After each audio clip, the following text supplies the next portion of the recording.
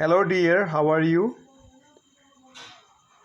Today I will teach you this poem, The School Boy. This poem is written by William Blake, a romantic poet.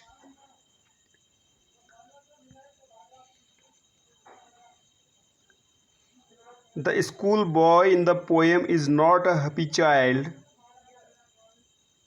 What makes him unhappy? Why does he compare himself to a bird that lives in a cage, or a plant that withers when it should blossom? देखिए, जो ये poem है इसमें जो एक school boy है वो जो है एक हैप्पी चाइल्ड नहीं है, क्योंकि और दूसरी चीज़ देखिए इसमें व्हाट मेक्स हिम अनहैप्पी, उसको अनहैप्पी या दुखी कौन सी चीज़ें करती हैं, उसको दुख क्यों होता है। Why does he compare himself to a bird that lives in a cage, क्यों वह बच्चा अपने आप को जो है उस चिड़िया के साथ कंपेयर करता है, तुलना करता है अपने आप की। That lives in a cage, वह चिड़िया जो पिंजड़े में रहती है, केज में, और अ प्लांट, और या उस प्लांट के अंदर रहती है, उस पौधे के ऊपर रहती है। दैट विदर्स, जो है मुरझा चुका है।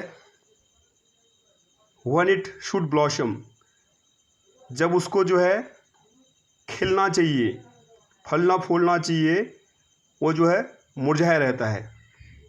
So now let's reading this poem. I love to rise in a summer morn when the birds sing on every tree.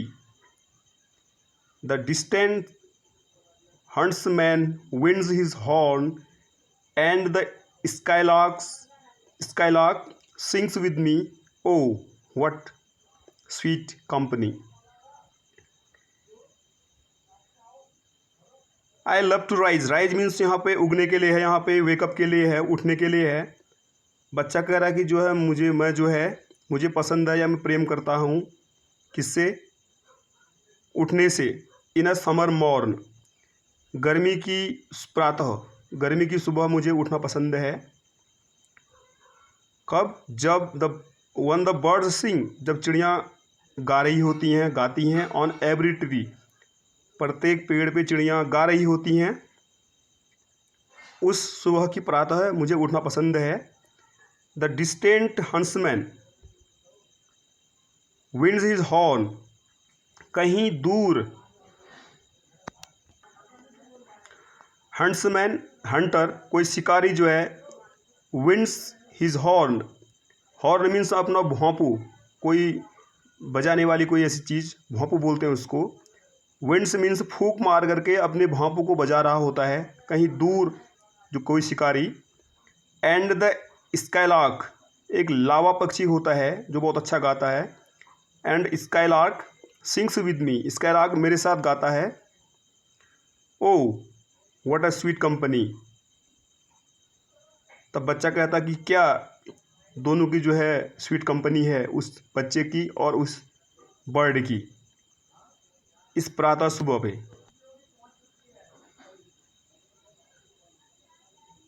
दूसरा स्टेंजा है।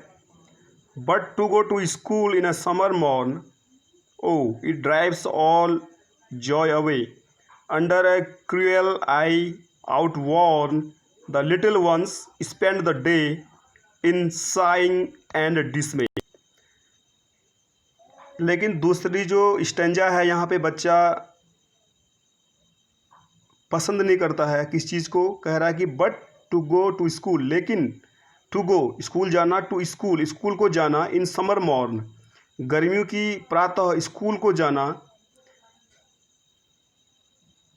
बच्चे को अच्छा नहीं लगता, क्योंकि कह रहा है ओ अरे it drives all joy away, ये सारी खुशियाँ, इट ड्राइव्स अवे मीन्स दूर कर देती हैं, ये सारी खुशियाँ मेरे से दूर चली जाती हैं। कौन दूर करता है? स्कूल का जाना। इट मीन्स स्कूल का जाना, स्कूल का जाना ड्राइव से मीन्स दूर कर देता है, ऑल जॉयस अवे, सारी खुशियों को दूर कर देता है मेरे से।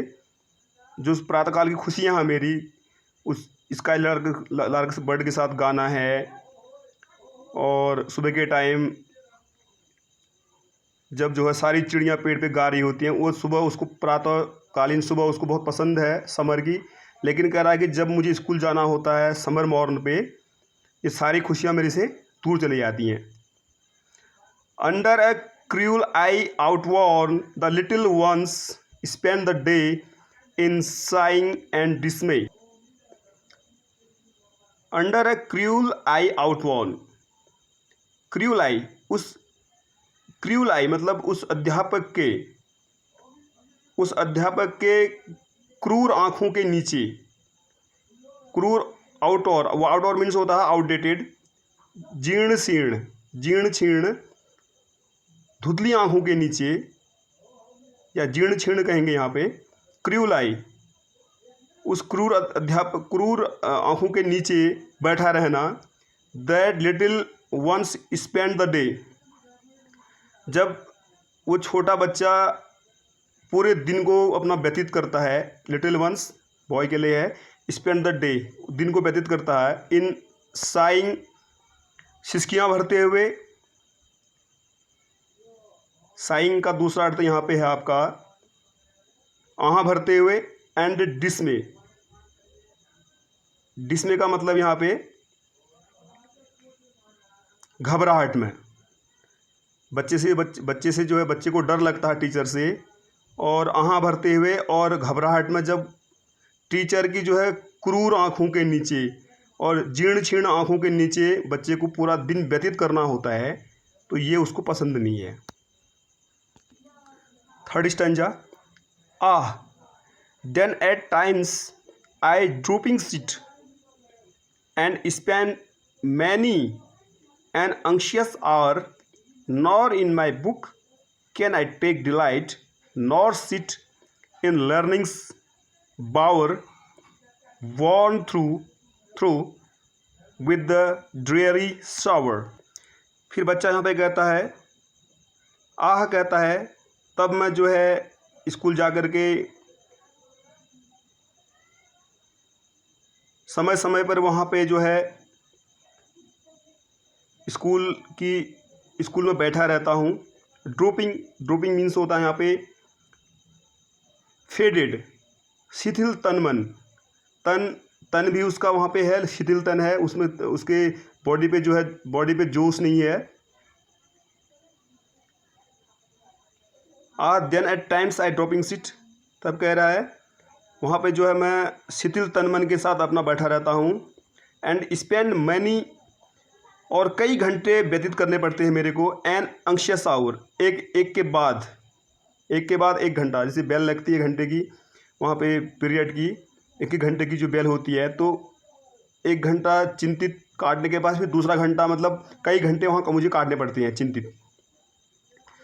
कह रहा है nor in my book can I take delight, nor sit in learning's bower, कह रहा नहीं मैं जो है जो किताबें पढ़ाई जाती हैं वहाँ पे उसमें मेरे को कोई रुचि है, उसमें मुझे डिलाइट मीन्स आनंद मैं ले पाता हूँ वहाँ पे नहीं। कर रहा sit in learning's bower means होता है यहाँ पे स्कूल के लिए है, जो घास फूस की बनी हुई, जिसको पर्णकुटी या स्कूल हम बोलेंगे, जहाँ पे सीखने वाला जो स्कूल है, मतलब शिक्षा का जो स्कूल हमारा, वहाँ पे न उस स्कूल के ऊपर मुझे कोई आनंद मिलता है, न उसमें मेरे को इंटरेस्ट है, और न जो अध्यापक के द्वारा पढ़ाई जाती किताबें, न उसके ऊपर मेरे को कोई खुशी मिलती है।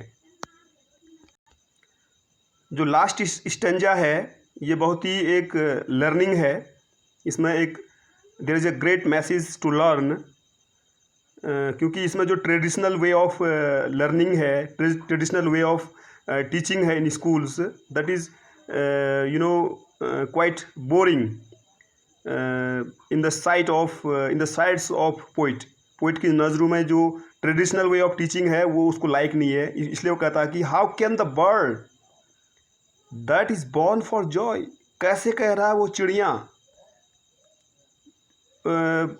How can the bird that is born for Joy, जो पक्षी आनंद के लिए पैदा हुआ, मतलब जो पक्षी, जॉय मीन्स आनंद, जो पक्षी आनंद के लिए पैदा हुआ हो, पैदा हुआ हो, कह रहा है sit in a cage and sing, हैं, वह पिंजड़े में कैसे बैठ सकता है, पिंजड़े में कैसे बैठ सकता है और कैसे गा सकता है। मतलब कहने का तात्पर्य है बच्चा जो है स्कूल के अंदर, स्कूल की चारदीवारी के अंदर उतना नहीं सीख पाएगा, उसका कहने का तात्पर्य है जितना वो आउट ऑफ स्कूल सीख सकता है, समाज के साथ, वातावरण के साथ टच होकर के, क्योंकि स्कूल में ट्रेडिशनल वे ऑफ टीचिंग है और फिक्स एरिया है, फिक्स कोर्स है।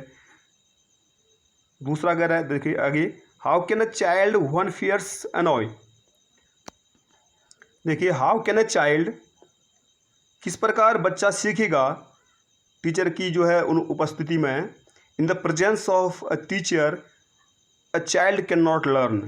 Poet means to say, poet का कहना है कि अध्यापक की उपस्थिति में स्कूल की जो फिक्स चारदीवारी है उसके अंडर पे जो है, उसके अंदर जो है बच्चा कैसे सीख सकता है। वन फियर्स अनॉय, जबकि जो है उसको जो अध्यापक का डर है, फियर्स अनॉय, और अनॉय जो टीचर का जो क्रोध है या जो टीचर्स का जो है, जो उसकी नाराज़गी है उसको डरा रही होती है, उसके अंदर डर पैदा हुआ रहता है टीचर का, तो वो ऐसे माहौल पे नहीं सीख सकता है।